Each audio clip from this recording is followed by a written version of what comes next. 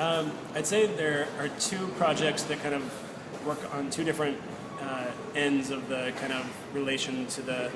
user. One, which is a relatively older project called Toxic Waters, that was really focused on a large, important story talking about what the law around water pollution and air pollution was 30 years after the Congress had passed it. And the application allowed any user to very quickly find out what was happening in the neighborhood or the city or the state that they lived in, and see very specific information. The second is a much more kind of personal experience app that we built on the anniversary of 9/11, where we allowed users to just reflect and remember where they were 10 years ago. So we allowed everyone to drop a pin on a map and say, this is where I was 10 years ago, this is the memory I want to share with others. And it created this beautiful, compelling experience where anyone could browse a geography, a location, to see what people remembered 10 years on, if they were right at the ground zero, or they were in DC, or they were in a plane over the ocean, or they were abroad. And we let people browse and filter by all sorts of tags, locations, emotions, mentions of certain words. And I think both of those speak to what happens when you really can focus on a particular way of telling a story, and let others, add on top of it, either by making it more granular or by sharing their experiences. I mean,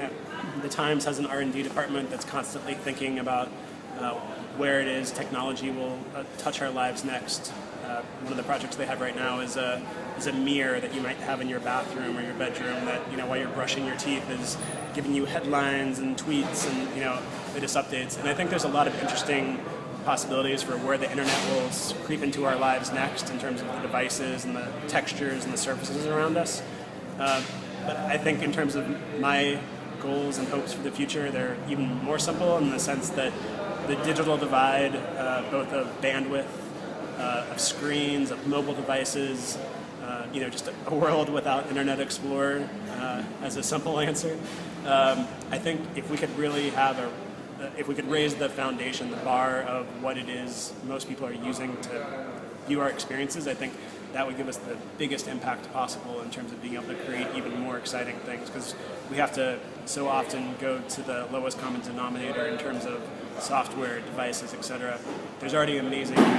we all have computers in our pockets now, and I don't think we've caught up to that reality whatsoever in terms of building experiences that really harness those technologies. So I'm just looking for us to get ahead of the curve with the stuff we already have.